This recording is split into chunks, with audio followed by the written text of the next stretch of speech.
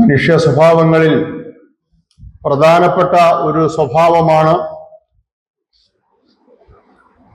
സന്തോഷം അല്ലെങ്കിൽ സുഖം, ആശ്വാസം, സമാധാനം, ശാന്തി, സംതൃപ്തി, ആനന്ദം എന്നൊക്കെ പറയുന്ന ഒറ്റവാക്കിൽ പറഞ്ഞാൽ സന്തോഷം.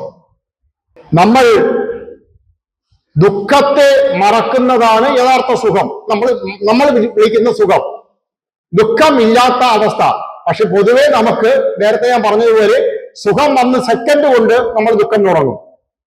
സുഖത്തിന് വേറൊരു വലിയ കുഴപ്പവും കൂടെ ഉണ്ട്. നമ്മുടെ സുഖം കുറച്ചു നേരം മുന്നോട്ട് പോകുമ്പോൾ നമുക്ക് ബോറടി വരും. അങ്ങനെ വലിയ പ്രത്യേകതയുണ്ട്. ഒരു ഗ്ലാസ് പ്രഥമം കുടിക്കും, 1.5 കുടിക്കും, 2 ആവും, 3 ആയി കഴിഞ്ഞാൽ പിന്നെ പതുക്കെ അതിന് അവിടെ നിന്ന് മാറും. കാരണം നമുക്ക് മധുരം മതിയാവും. നമുക്ക് ഏറ്റവും ഇഷ്ടപ്പെട്ട സാധനമൊക്കെ തന്നെ, പക്ഷെ മതിയാവും. ഏത് പോസിറ്റീവാണെന്ന് നമ്മൾ കരുതുന്ന മിക്ക സാധനങ്ങളും കുറച്ച് കഴിയുമ്പോൾ, അത് ആഹാരമാവട്ടെ എന്തോ ആവട്ടെ, നമുക്ക് മടുക്കും. സുഖം നമുക്ക് മടുക്കും. അത് വലിയ പ്രത്യേകതയാണ്. നമ്മൾ ചിന്തിക്കാറില്ലേ ഇത്? നമ്മളെ മനസ്സാണ് നമ്മളെ പറ്റിക്കുന്നത് യഥാർത്ഥത്തിൽ. അത് മനസ്സിനെ കുറിച്ച് പറയുമ്പോൾ നമുക്ക് പറയാം, ഈ സുഖം എന്ന് പറയുന്നത് നമ്മൾ പറയുന്ന വ്യാജ സുഖങ്ങൾ അത് മനസ്സ് കണ്ടെത്തുന്നതാണ്.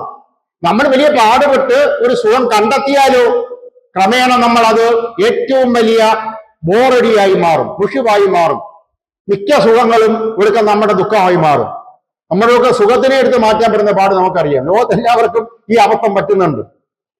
സുഖമാണെന്ന് കരുതി നമ്മൾ വലിയ പാടുപെട്ട് വർഷങ്ങൾ കൊണ്ട് താഴെ ഒഴിച്ച് കൊണ്ടുവന്ന് വീട്ടിൽ കൊണ്ടുവന്ന് കുറേ ദിവസം കഴിയുമ്പോഴാണ് ഏറ്റവും വലിയ ദുഃഖത്തിനെയാണ് നമ്മൾ പൊതിഞ്ഞു കെട്ടി കൊണ്ടുവന്നത് എന്ന് മനസ്സിലാക്കുന്നത്. ഈ കാമുകന്മാർക്ക് പറ്റുന്ന ഏറ്റവും വലിയ അബദ്ധങ്ങളിലൊന്നും ഇതാണ്. ഈ പ്രേമിച്ച് നടക്കുമ്പോൾ ഏറ്റവും നല്ല സുഖം, പക്ഷെ വിവാഹം കഴിഞ്ഞ് കുറേ ദിവസം കഴിയുമ്പോഴാണ് പറയുന്നത്, എനിക്ക് ഒരേ ഒരു ആഗ്രഹമേ ഉള്ളൂ, എങ്ങനെയെങ്കിലും എന്ത് വേണം, ഡൈവോഴ്സ് വേണം, ഒരു ഡിവോഴ്സ് വേണം, കാരണം എനിക്ക് ഇതിൽ നിന്ന് രക്ഷപ്പെടണം, ഇതൊരു വലിയ ദുഃഖമാണ്. രണ്ടുപേരും പറയുന്നതാണ്. വലിയ ലോകത്തിലെ ഏറ്റവും വലിയ സുഖം നമ്മൾ അന്വേഷിച്ച് കൊണ്ടുവന്നിട്ട് അതുപോലും നമ്മളെ ദുഃഖിപ്പിക്കുന്നു. ചുരുക്കി പറഞ്ഞാൽ നമ്മുടെ മിക്ക സുഖങ്ങളും നമുക്ക് തന്നെ മടുക്കും. നമുക്ക് മടുത്ത് അത് പിന്നെ ദുഃഖമായി മാറും.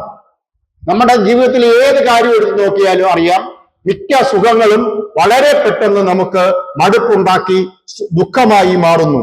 നമ്മുടെ ഏറ്റവും വലിയ ഒരു കുഴപ്പമല്ല, നമ്മുടെ കുഴപ്പം തന്നെയാണ്. നമ്മൾ സുഖം കണ്ടെത്തുന്നു എന്ന് കരുതുന്നത് നമ്മുടെ മനസ്സിലോ ആന്തരികമായോ അല്ല. മനസ്സ് തന്നെയാണ് സുഖിക്കുന്നത്, പക്ഷെ അത് ഉള്ളിൽ നിന്നുണ്ടാകുന്ന സുഖമല്ല. നമ്മുടെ സുഖങ്ങളെല്ലാം ഡിപ്പെൻഡബിൾ ആണ്.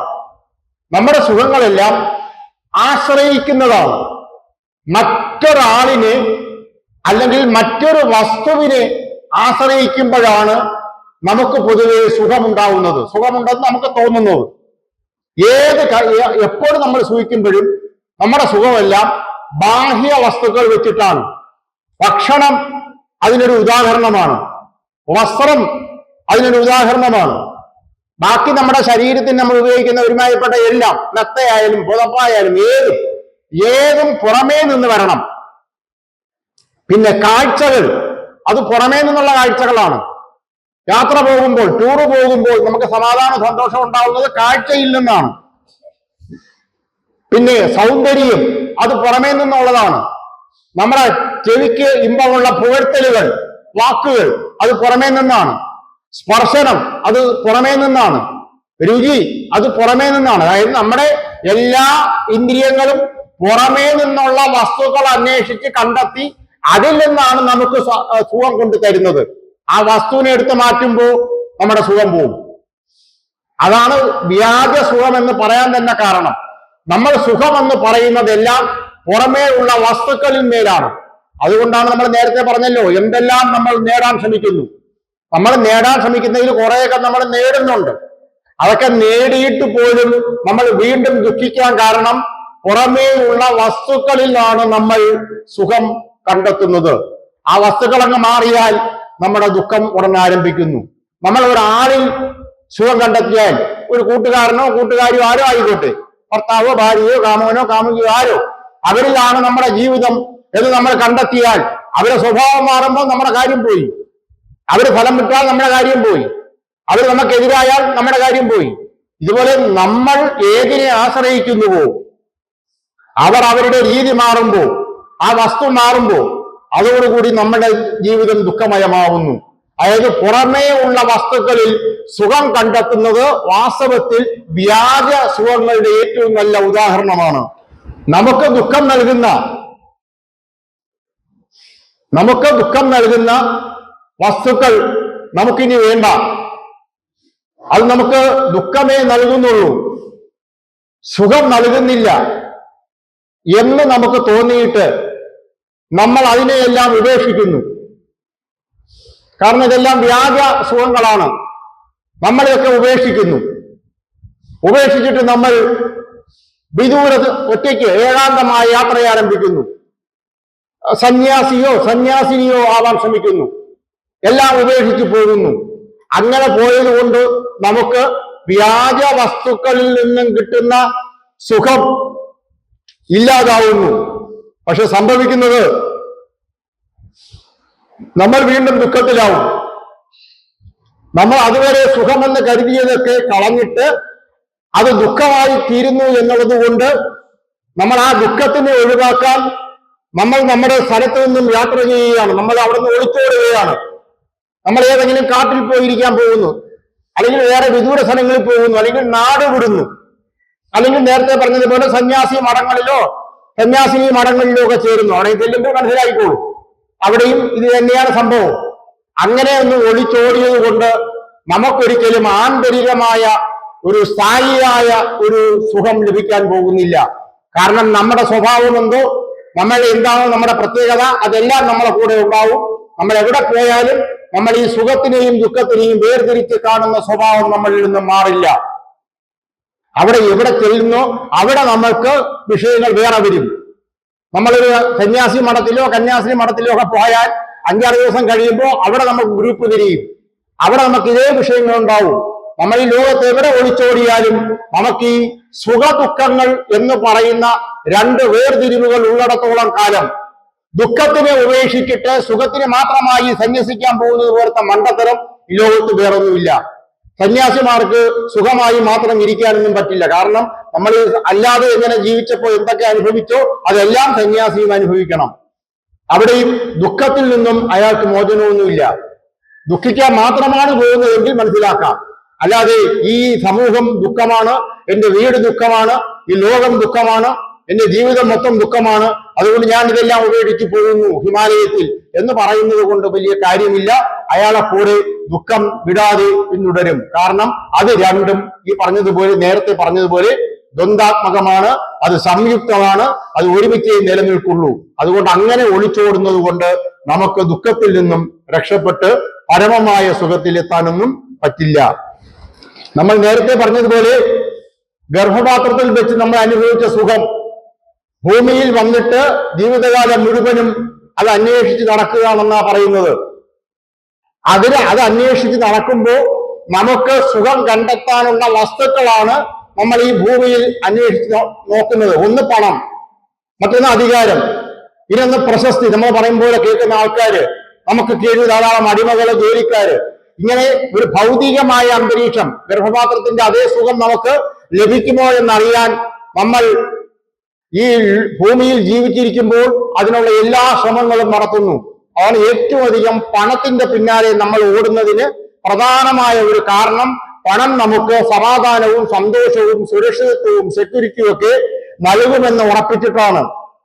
ധാരാളം സുഹൃത്തുക്കൾ ഉണ്ടാവുക, ധാരാളം അനുയായികൾ ഉണ്ടാവുക, പറ്റുമെങ്കിൽ ഒരു ഗുരു തന്നെയാവുക, ഇങ്ങനെ ധാരാളം ശ്രമങ്ങൾ നടത്തുന്നത് നമുക്കൊരു സേഫ്റ്റിയും ഒരു സുരക്ഷിതത്വവും ഉണ്ടായി അങ്ങനെ സ്ഥായിയായ സ്ഥിരമായ സന്തോഷമുണ്ടാകാനും സുഖമുണ്ടാകാനുമാണ്.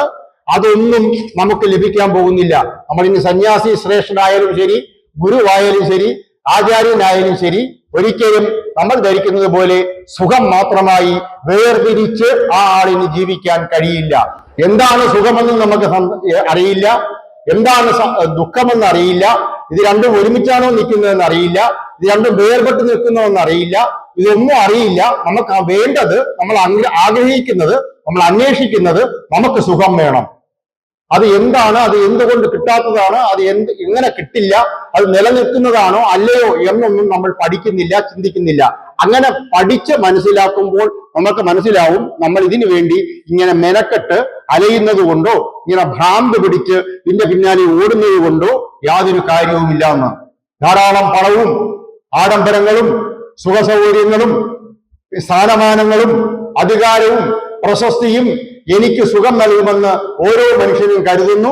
കുറച്ചു പേർക്ക് അത് നേടാൻ പറ്റുന്നു, അത് നേടുന്നവർക്ക് മനസ്സിലാവുന്നു അതുകൊണ്ട് വലിയ കാര്യം ഇല്ല എന്ന്. ഈ നേടിയവരാരും സന്തോഷത്തോടെ ജീവിക്കുന്നതായിട്ടൊന്നും നമ്മൾ കാണുന്നില്ല.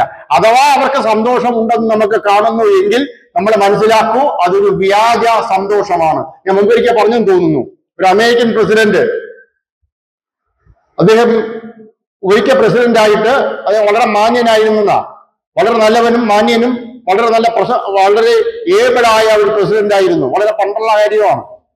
അമേരിക്കയിൽ പ്രസിഡന്റുമാരി ഉണ്ടായി തുടങ്ങിയിട്ട് 400 വർഷത്തിൽ കൂടുതലായി. അല്ല, ജോർജ് വാഷിംഗ്ടൺ തൊട്ട് തുടങ്ങുന്നതാ. അദ്ദേഹമാണ് ആദ്യത്തെ പ്രസിഡന്റ്. അതിലൊരു ഒരു സാമുവേൽ കൂളിഡ്ജ് എന്ന ഒരു പ്രസിഡന്റിന്റെ പേരാണ് ഞാൻ ഇപ്പൊ എനിക്ക് ഓർമ്മ വരുന്നത്. അദ്ദേഹം അവിടെ 4 വർഷമാണ് പ്രസിഡന്റ് സ്ഥാനം. ഞാൻ മുമ്പൊരിക്കൽ ഇവിടെ പറഞ്ഞു ഈ വിഷയം. ഇപ്പൊ ഇവിടെ പറയാൻ കാരണം 4 വർഷം പ്രസിഡന്റായി ലോകത്തിലെ ഏറ്റവും വലിയ ഒരു മനുഷ്യൻ എത്തിച്ചേരാവുന്ന ഏറ്റവും വലിയ ഉന്നത പദവിയാണ് പ്രസിഡന്റ് ഓഫ് അമേരിക്ക. അതായത് ലോകത്തിലെ ഏറ്റവും വലിയ സമ്പന്നൻ, ഏറ്റവും വലിയ പവർഫുൾ പേഴ്സൺ, ഏറ്റവും വലിയ അധികാരി, ഏറ്റവും പ്രശസ്തൻ. ഇതിനപ്പുറത്തിന് ഒരു സ്ഥാനം ഭൂമിയിലില്ല അമേരിക്കയുടെ പ്രസിഡന്റ് പോലെ. ഇദ്ദേഹം പ്രസിഡന്റായി 4 വർഷം കഴിഞ്ഞ് അടുത്ത ഇലക്ഷന് സമയമായി. അദ്ദേഹത്തിന്റെ പാർട്ടിക്കാരും എല്ലാവരും അദ്ദേഹത്തിനെ നിർബന്ധിച്ചു, നിങ്ങൾ വീണ്ടും മത്സരിക്കണം. കാരണം അവിടെ 2 തവണയേ പ്രസിഡന്റ് ആവാൻ പറ്റുള്ളൂ അമേരിക്കയിൽ. മറ്റ് നമ്മുടെ രാജ്യങ്ങളെ പോലെ ജനിച്ച് മരിക്കുന്നത് വരെയൊന്നും പ്രസിഡന്റ് ഒന്നും അവിടെ ആവാൻ പറ്റില്ല. 2 തവണയേ മത്സരിക്കാൻ പറ്റുള്ളൂ. മത്സരിക്കാം, 2 തവണയേ തുടർച്ചയായിട്ട് പ്രസിഡന്റ് ആവാൻ പറ്റുള്ളൂ, 8 വർഷം. അപ്പൊ ഇദ്ദേഹം 2ാമത്തെ തവണ മത്സരിക്കാനായിട്ട് അദ്ദേഹത്തിന്റെ പാർട്ടിയും കൂടെയുള്ളവരെയൊക്കെ നിർബന്ധിച്ചു. അപ്പൊ അദ്ദേഹം പറഞ്ഞു, എനിക്ക് താല്പര്യമില്ല, ഞാൻ മത്സരിക്കുന്നില്ല. അപ്പോ മറ്റുള്ളവർ വളരെ നിർബന്ധിച്ചപ്പോൾ അദ്ദേഹം പറഞ്ഞത്, ഒരു കാര്യമില്ല, എനിക്കറിയാം മത്സരിച്ചാൽ ഞാൻ ജയിക്കും, എനിക്ക് ഇനി ഒരിക്കൽ കൂടെ പ്രസിഡന്റ് ആവാൻ താല്പര്യമില്ല. അപ്പൊ പത്രക്കാർ ചോദിച്ചപ്പോൾ അദ്ദേഹം പറഞ്ഞത്, എനിക്ക് മനസ്സിലായി, പ്രസിഡന്റ് ആകുന്നത് വരെ എനിക്ക് ഒരേ ഒരു ആഗ്രഹം ഈ ലോകത്തുണ്ടായിരുന്നത്, to become the president of America, അതാവുക. അതോടുകൂടി ഞാൻ എന്തോ നേടുമെന്ന് എനിക്ക് തോന്നിയിരുന്നു. പ്രസിഡന്റ് ആയി കഴിഞ്ഞ് കുറച്ചു ദിവസം കഴിഞ്ഞപ്പോൾ എനിക്ക് മനസ്സിലായി ഇതിലൊരു കാര്യവും ഇല്ല. എനിക്ക് മനസ്സിലായല്ലോ ഈ പ്രസിഡന്റ് സ്ഥാനം എന്താണെന്ന്. അത് മനസ്സിലായ സ്ഥിതിക്ക് ഞാൻ ഇനി മത്സരിക്കുന്നില്ല. അങ്ങനെ അദ്ദേഹം മത്സരിക്കില്ല. അതായത് അത്രയ്ക്കേ ഉള്ളൂ. ഈ ലോകത്ത് നമ്മൾ ആഗ്രഹിക്കുന്ന ഏത് കാര്യവും നമുക്ക് കിട്ടിക്കഴിയുമ്പോൾ നമുക്ക് മനസ്സിലാവും അതിൽ പറയത്തക്ക അർത്ഥങ്ങളൊന്നുമില്ല. അതുകൊണ്ട് കുറച്ച് ആൾക്കാർക്ക് ഉപയോഗം ചെയ്യാം, കുറെ സേവനമൊക്കെ നടത്താം. പക്ഷെ അത്രയും ബുദ്ധിമുട്ട് നമ്മൾ അവിടെ ഇരുന്ന് അനുഭവിക്കേണ്ടിയും വരും. ധാരാളം ആൾക്കാർ പലതും ആവശ്യപ്പെടുമ്പോൾ ചെയ്തു കൊടുക്കാൻ പറ്റാതെ വരും. ബന്ധുക്കളെല്ലാം പിണങ്ങും, കൂടെ ഉള്ളവരെല്ലാം കളഞ്ഞിട്ട് പോകും. ആ ഒരു അവസ്ഥയാണ് ഈ അധികാരത്തിനുണ്ടാവുന്നത്. അവസാനം വളരെ ഒരു കപട പ്രസിഡന്റായിട്ടോ കപട പ്രധാനമന്ത്രിയായിട്ടോ ഒക്കെ ഇരിക്കേണ്ടി വരും. അതാണ് വലിയ ബുദ്ധിമുട്ടാണ്. പക്ഷെ അവരെല്ലാം നമ്മൾ കാണുമ്പോൾ അവർക്ക് സന്തോഷമുണ്ടെന്ന് തോന്നുന്നതാണ്. അല്ലാതെ നമ്മൾ വിചാരിക്കുന്നത് പോലെ ഒരു ജെന്യൂൻ സുഖമൊന്നും അവർ അനുഭവിക്കില്ല. അതുകൊണ്ട് ഇവിടെ ഇതെല്ലാം നമ്മളിപ്പോ പറഞ്ഞതെല്ലാം നേടിയെടുക്കുമ്പോൾ നമുക്ക് സുഖവും സന്തോഷവും ഉണ്ടാകുമെന്ന് നമ്മൾ ഒരിക്കലും കരുതാതിരിക്കുക. അത് നമ്മൾ സമൂഹത്തിൽ നിന്ന് അങ്ങനെ പഠിക്കുന്നു. സമൂഹം മൊത്തം അതിന്റെ പുറകെ ഓടുകയാണ്. നമ്മൾ ജനിക്കുമ്പോൾ കോടിക്കണക്കിന് ആൾക്കാർ ഓടിക്കൊണ്ടിരിക്കുകയായിരുന്നു. കാരണം നമ്മൾ ഓട്ടം തുടങ്ങി. നമ്മളിപ്പോ കുറെ കാലം കൊണ്ട് ഓടിക്കൊണ്ടിരിക്കുകയാണ്. നമ്മളിങ്ങനെ ഓടി അവസാനം തീരും. നമ്മുടെ ബാക്കിൽ അടുത്ത തലമുറ ഇങ്ങനെ ഓടിക്കൊണ്ട് വരികയാണ് ഇതെല്ലാം നേടാൻ. ഇത് എത്ര കാലം കൊണ്ട് തുടങ്ങിയതാ? ലക്ഷക്കണക്കിന് വർഷമായിട്ട് ഭൂമിയിൽ മനുഷ്യൻ ഓടുകയാണ്. ഇത് എന്തിനാ ഓടുന്നത്? പ്രസിഡന്റ് ആവാനും പ്രധാനമന്ത്രി ആവാനും അല്ല, പകരം സമാധാനം കിട്ടാനാണ്, മനസമാധാനം കിട്ടാനാണ് ഇതെല്ലാത്തിനും ഓടുന്നത്. ഓടി ഇതുവരെ ആരും ഒരു മനസമാധാനവും നേടിയിട്ടില്ല. ആരാണ് എവിടെയെങ്കിലും സ്വസ്ഥമായി മര്യാദയ്ക്കുന്നത് അവർക്കാണ് എന്തെങ്കിലും സമാധാനം കിട്ടുക.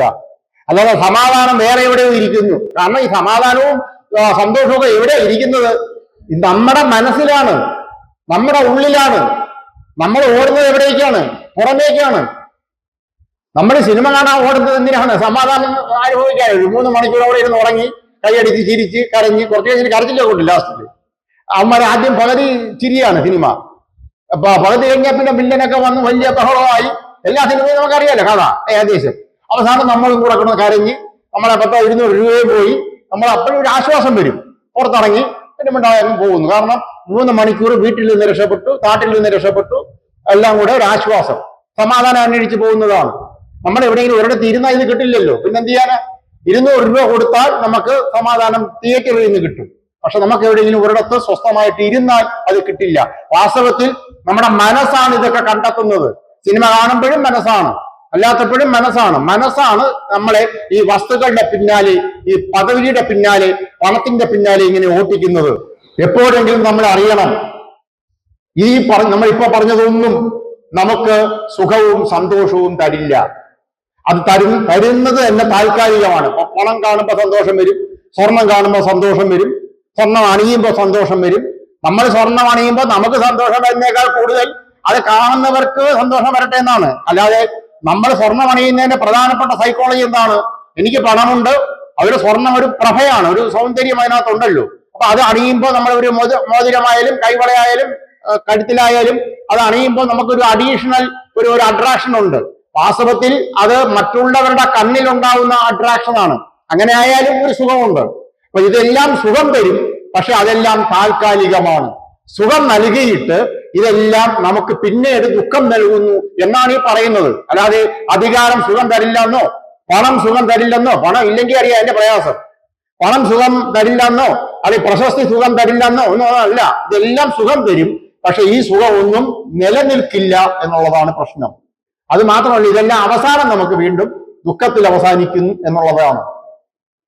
ഇതൊന്നും ശരിയായ സമാധാനമോ ശരിയായ ശാന്തിയോ ശരിയായ സുഖമോ അല്ല. പ്രത്യേകിച്ച് അത് ശാശ്വതമല്ല, അത് നിലനിൽക്കില്ല. കാരണം ആ വസ്തു മാറുമ്പോൾ നമുക്ക് ദുഃഖത്തിലാവും. അതാണ് നമ്മൾ നേരത്തെ പറഞ്ഞില്ലേ, നമ്മളൊരു മനുഷ്യനെ ഡിപ്പെൻഡ് ചെയ്താൽ, ഭർത്താവിനെ ഡിപ്പെൻഡ് ചെയ്താൽ, അല്ലെങ്കിൽ ഭാര്യയെ ഡിപ്പെൻഡ് ചെയ്താൽ, അത് സുഹൃത്തിനെ ഡിപ്പെൻഡ് ചെയ്താൽ, ഓഫീസിൽ ആരെങ്കിലും ഡിപ്പെൻഡ് ചെയ്താൽ, ആ ഡിപ്പെൻഡൻസ് അവർക്ക് തോന്നിയ പോലെ അവരങ്ങ് പോകും. മക്കളെ ഏറ്റവും വലിയ പ്രത്യേകത, മിക്കവരും ജീവിതത്തിൽ ഒരു സന്തോഷവും സുഖവും കണ്ടെത്തുന്നത് മക്കളിലാണ്. ഈ മക്കളെ ഡിപ്പെൻഡ് ചെയ്താൽ അവർ പോവുമല്ലോ നാളെ. അവർ പോയി കഴിഞ്ഞാൽ നമ്മളാകെ വിഷാദത്തിലാവും, ഡിപ്രഷനിലാവും. അങ്ങനെ ഏതെങ്കിലും ഒന്നിൽ, ബാഹ്യ വസ്തുവിൽ മാത്രം നമ്മൾ ഈ സന്തോഷം കണ്ടെത്തുന്നത് ശരിയല്ല എന്ന് മനസ്സിലാക്കുക. ഇതൊന്നും നമുക്ക് ശാശ്വതമായ സന്തോഷം തരില്ല. യഥാർത്ഥ സ്നേഹം പ്രകൃതിയുടെ സൗന്ദര്യം, നിഷ്കളങ്കത, ഹൃദയശുദ്ധി, നിസ്വാർത്ഥത, സേവന സന്നദ്ധത, ആത്മശുദ്ധീകരണം, ഇതൊക്കെ നമുക്കുള്ളതാണ്. ഇത് നമ്മൾ വേറെ ആരെയും ഡിപ്പെൻഡ് ചെയ്യുന്ന കാര്യങ്ങളല്ല. നമ്മളിൽ മാത്രം, നമ്മൾക്കകത്ത് തന്നെ നമുക്കൊരു സന്തോഷം കണ്ടെത്തണം. അതിനുള്ള കാര്യങ്ങളിൽ ഏർപ്പെടുക. മറ്റുള്ളവരുടെ നല്ല വാക്കുകളിൽ നമ്മൾ സന്തോഷം കണ്ടെത്താതിരിക്കുക. നമ്മളെ മറ്റുള്ളവർ പുകഴ്ത്തുന്നതിൽ നമ്മൾ സന്തോഷം കണ്ടെത്താതിരിക്കുക. നമ്മളുടെ വീടും നമ്മുടെ കാറും നമ്മളുടെ ഉദ്യോഗം കണ്ട് മറ്റുള്ളവർ ഞെട്ടുന്നത് കണ്ടിട്ട് നമ്മൾ സന്തോഷിക്കാതിരിക്കുക. മറ്റുള്ളവരെ ഡിപ്പെൻഡ് ചെയ്ത് നമ്മൾ സന്തോഷിക്കാതിരിക്കുക. നമ്മൾ തന്നെ നമ്മുടെ ആന്തരികമായി സന്തോഷിക്കുന്ന വസ്തുക്കൾ കണ്ടെത്തുക. അത് സേവനം, നിസ്വാർത്ഥ സേവനം, നിഷ്കളങ്കത, ആത്മശുദ്ധീകരണം, ഒറ്റ വാക്കിൽ പറഞ്ഞാൽ ശുദ്ധമായ ഈശ്വര വിശ്വാസം. അതിൽ നിന്നാണ് ഒരു മനുഷ്യന് യഥാർത്ഥത്തിൽ അല്പമെങ്കിലും സമാധാനവും ശാന്തിയും ലഭിക്കുക. ഈശ്വര വിശ്വാസം ശരിയായ രീതിയിൽ ഉണ്ട് എങ്കിൽ, അതിൽ കാപട്യം ഇല്ലെങ്കിൽ, നമുക്ക് ക്രമേണ ബാഹ്യ വസ്തുക്കളോടുള്ള താല്പര്യം കുറയും. നല്ല ഈശ്വര വിശ്വാസി 150 ഉരുപ്പടി നിന്നിട്ടുള്ള നടക്കുകയൊന്നുമില്ല, കാരണം അവർ മടുക്കും. നല്ല ശരിക്കും ശരിയായ വിശ്വാസി വളരെ സിമ്പിൾ ജീവിതം നയിക്കും, വളരെ ലളിതമായിരിക്കും. മറ്റുള്ളവരുടെ സർട്ടിഫിക്കറ്റുകളിൽ അന്വേഷിച്ച് നടക്കില്ല. എന്നെക്കുറിച്ച് നിങ്ങളുടെ അഭിപ്രായം എന്തെന്ന് നമ്മൾ ചോദിച്ച് നടക്കില്ല. നാട്ടുകാർ നമ്മളെ കുറിച്ച് പുകഴ്ത്തി പറയുന്നോ ഇല്ലയോ എന്ന് നമ്മൾ നോക്കി നടക്കില്ല. അങ്ങനെയൊക്കെ നടക്കാതെ ഇരിക്കുന്നവർക്ക് മാത്രമാണ് അല്പമെങ്കിലും ആന്തരിക സന്തോഷവും തൃപ്തിയും ഉണ്ടാവുക. അതല്ലാതെ ബാഹ്യ വസ്തുക്കളിൽ, ബാഹ്യ മനുഷ്യരിൽ, അവരുടെ നാവുകളിൽ, അവരുടെ വാക്കുകളിൽ നമ്മൾ സന്തോഷം കണ്ടെത്താൻ പോയാൽ, അവർ അവരുടെ വാക്ക് പിൻവലിക്കുമ്പോൾ നമ്മുടെ ജീവിതം പരിപൂർണമായും ദുഃഖത്തിലാവും. മറ്റുള്ളവരെ ഉപദ്രവിക്കുമ്പോൾ നമുക്ക് സന്തോഷമുണ്ടാവുന്നു എങ്കിൽ സൂക്ഷിക്കുക. മറ്റുള്ളവരെ പരദൂഷണം പറയുമ്പോൾ നമുക്ക് സന്തോഷമുണ്ടാവുന്നു എങ്കിൽ നമ്മുടെ കാര്യം വളരെ കഷ്ടമാണ്, അത് വിഷമാണ്. മറ്റുള്ളവരെ ദുഷിക്കാതിരിക്കുക, മറ്റുള്ളവരെ ദുഷിക്കുമ്പോൾ നമുക്ക് സന്തോഷമുണ്ടാകുന്നു എങ്കിൽ അത് വ്യാജ സന്തോഷം അല്ല എന്ന് മാത്രമല്ല, അത് വിഷം നിറഞ്ഞ സന്തോഷമാണ്. മറ്റുള്ളവരെ അവഹേളിക്കുമ്പോൾ നമുക്ക് സന്തോഷം ഉണ്ടാകുന്നു എന്ന് നമ്മൾ ശ്രദ്ധിച്ചു നോക്കുക. അങ്ങനെ ഉണ്ടെങ്കിൽ ഈശ്വരനോട് പ്രാർത്ഥിക്കുക. അത്തരം സന്തോഷങ്ങളൊന്നും നമുക്ക് വേണ്ട. അത് സന്തോഷമല്ല, അത് വ്യാജ സന്തോഷം മാത്രമല്ല, അത് വിഷം നിറഞ്ഞ സന്തോഷമാണ്. അത് നമ്മളെ പാതാളത്തിൽ എത്തിക്കും, നമ്മളെ അധപ്പതിപ്പിക്കും. നമ്മുടെ ആത്മീയമായി വൻ നഷ്ടം നമുക്ക് സംഭവിക്കും. നമ്മുടെ ആത്മീയ പുരോഗതി പൂർണ്ണമായും അവസാനിക്കും. നമ്മൾ നേരെ തിരിച്ചാവുക. നമ്മളെ കുറിച്ച് മറ്റുള്ളവർ അവഹേളനം പറഞ്ഞാലും പരദൂഷണം പറഞ്ഞാലും എന്തെങ്കിലും തെറ്റായി പറഞ്ഞാലും നമുക്ക് ബുദ്ധിമുട്ടുണ്ടാവാത്ത രീതിയിലുള്ള ഒരു മനോനിലയിൽ നമ്മൾ എത്തുക. തിരിച്ച് മറ്റുള്ളവരെ ഉപദ്രവിച്ച് നമ്മൾ സന്തോഷം കണ്ടെത്താതിരിക്കുക. അവരുടെ വീഴ്ചകളിൽ, അവരുടെ കുറവുകളിൽ, അവരുടെ പരാജയങ്ങളിൽ, പ്രത്യേകിച്ച് നമുക്ക് ലോകത്തിലെ പ്രശസ്തരായ ആൾക്കാർക്ക് എന്തെങ്കിലും അപകടം പറ്റിയാൽ അതാണ് നമ്മുടെ ഏറ്റവും വലിയ സന്തോഷം. അതിലൊന്നും നമ്മൾ പെട്ടുപോകരുത്. ലോകപ്രശസ്തരായ ആൾക്കാർക്ക് എന്തെങ്കിലും പറ്റിയാൽ, അവർക്കെതിരെ എന്തെങ്കിലും വാർത്ത വന്നാൽ, ഈ ടെലിവിഷനിലും ഈ സോഷ്യൽ മീഡിയയിലും ഒക്കെ 24 മണിക്കൂറും അങ്ങനെയുള്ള ആൾക്കാർക്കുള്ള എതിരെയുള്ള വാർത്തകളാണ്. ആ എതിരെയുള്ള വാർത്തകൾ കേൾക്കാനാണ് നമ്മൾ ഇരിക്കുന്നത്. കാരണം നമ്മളോ പരാജയപ്പെട്ടു, വിജയിച്ചു എന്ന് ലോകം കരുതുന്നവരും കൂടെ പരാജയപ്പെടുമ്പോഴാണ് നമുക്കൊരാശ്വാസം. ഇതെല്ലാം നെഗറ്റീവ് സന്തോഷവും നെഗറ്റീവ് ദുഃഖവുമാണ്. അതിൽ നമ്മൾ പെടാതിരിക്കുക. അങ്ങനെ നമ്മൾ സന്തോഷിക്കാതിരിക്കുക. സന്തോഷം ഒറിജിനലായി കണ്ടെത്തുക. അത് നമുക്ക് വീണ്ടും വിഷയമായി വരുന്നുണ്ട്. അത് നമുക്ക് അടുത്ത തവണ പറയാം.